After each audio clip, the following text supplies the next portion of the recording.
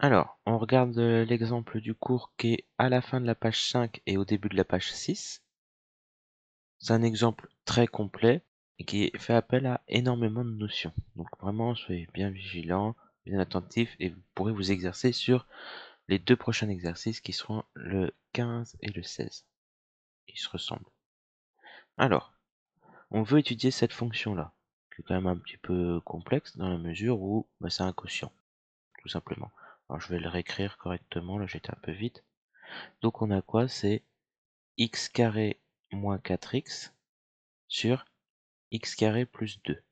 Première question qu'on peut se poser, c'est si on a un quotient, il faut faire attention à ne pas diviser par 0. C'est-à-dire on va regarder s'il y a une valeur interdite. Donc on va regarder l'ensemble de définitions de f, et là on va justifier que c'est défini sur R, c'est-à-dire il n'y a pas de valeur interdite. Donc il faut regarder si le dénominateur, x carré plus 2, s'annule ou non. Donc on va résoudre l'équation x carré plus 2 égale 0. Alors, première méthode, tout simplement, on se dit, c'est une équation de second degré. Le terme devant x carré, c'est 1. Le terme devant x, il n'y en a pas, c'est-à-dire 0. C, c'est le terme qui reste. On fait un discriminant, b carré moins 4ac. Et quand on va faire le calcul, on va obtenir moins 8. C'est négatif, donc il n'y a pas de racine. S'il n'y a pas de racine, c'est-à-dire que x carré plus 2, c'est toujours différent de 0 pour tout réel x. Autrement dit, ça ne vaut jamais 0. Autre méthode consiste à dire x carré plus 2 égale 0. Ça revient à avoir x carré égale moins 2. Et le carré d'un nombre réel n'est jamais négatif. Donc S, c'est ensemble vide. Là, c'était rapide, parce que quand on a un B ou C qui vaut 0, c'est facile à résoudre. Bon, là, c'est toujours... ça vaut jamais 0. Donc x carré plus 2 ne vaut jamais 0. Dans les deux cas, c'est-à-dire que f, il n'y a pas de contrainte pour calculer f de x, donc f est défini sur tous les nombres réels. Il n'y a pas de problème. Deuxième question, calculer la dérivée. Calculer la dérivée, très bien, je calcule. Donc f' de x. Ah, attention, je ne vais pas me lancer tout de suite, je remarque que c'est un quotient. X carré moins 4x sur x carré plus 2. Si c'est un quotient, je calcule u, v, et je calcule u' et v'. Donc u de x c'est x carré moins 4x, c'est le numérateur. Le dénominateur c'est x carré plus 2. U', donc la dérivée de x carré moins 4x, donc 2x moins 4 fois 1, donc moins 4. Et v', x carré plus 2, donc quand je dérive x carré 2x plus 2, donc plus 0. On retient bien la formule. Donc u', v moins u, v'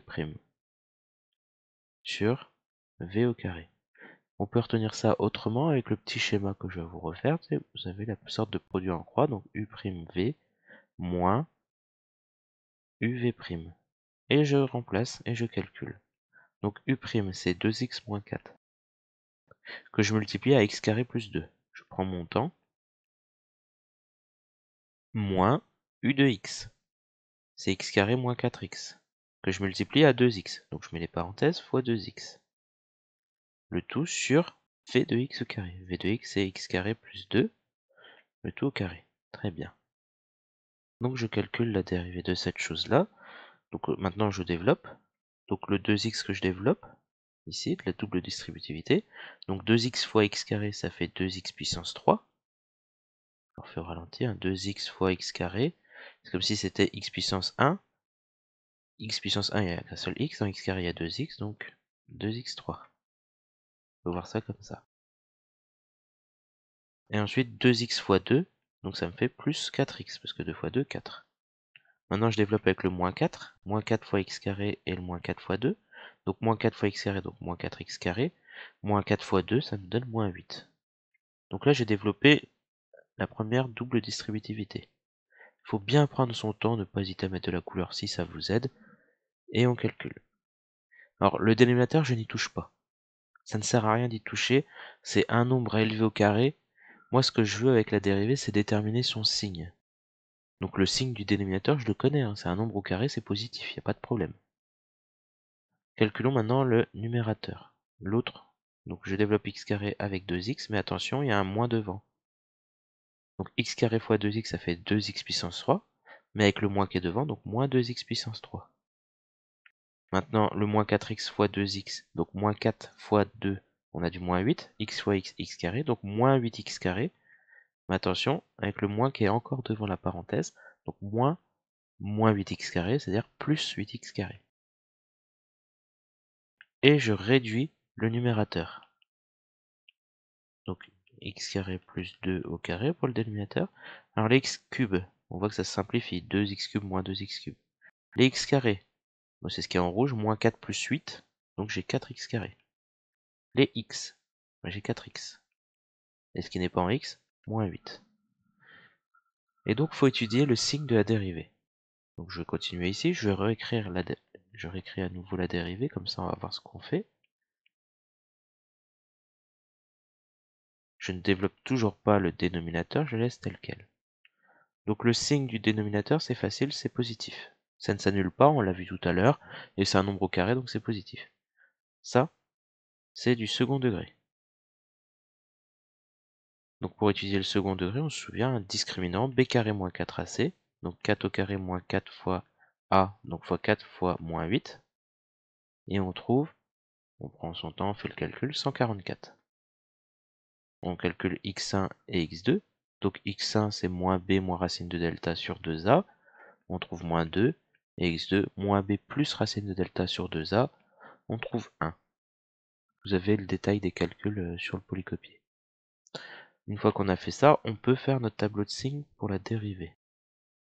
Donc pour la dérivée, vous avez vu que ça se passe en deux temps, il y a le numérateur. 4x carré plus 4x moins 8. Il y a aussi le dénominateur, x carré plus 2 au carré.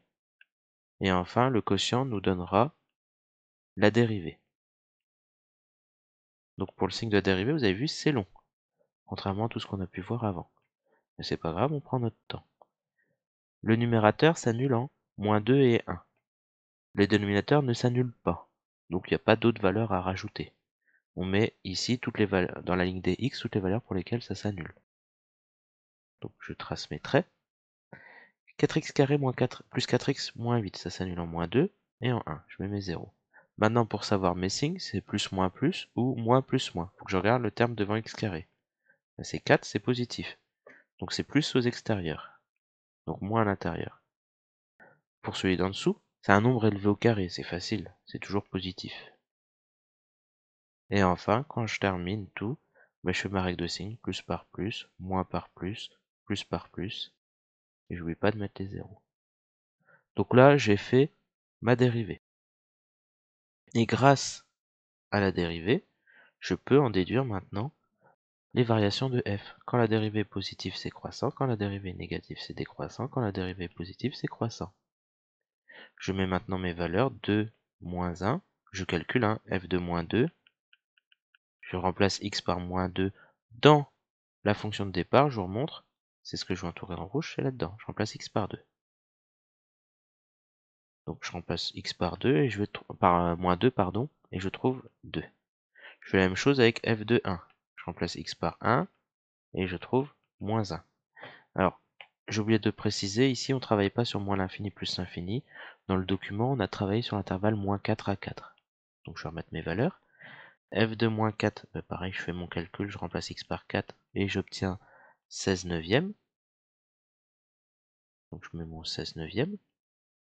Et pour f de 4, je fais mes calculs et j'obtiens 0. Et donc là, je peux en déduire le minimum et le maximum de ma fonction, là ça se voit bien. Le minimum est atteint en 1, il vaut moins 1, c'est le point le plus bas. Et le maximum est atteint en moins 2, il vaut 2.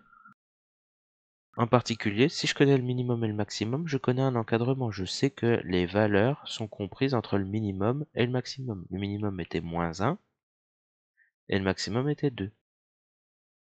Donc je peux aussi en déduire un encadrement pour f de x. Voilà, donc ça c'était un des derniers exemples du cours. À cheval sur la feuille 5 et 6.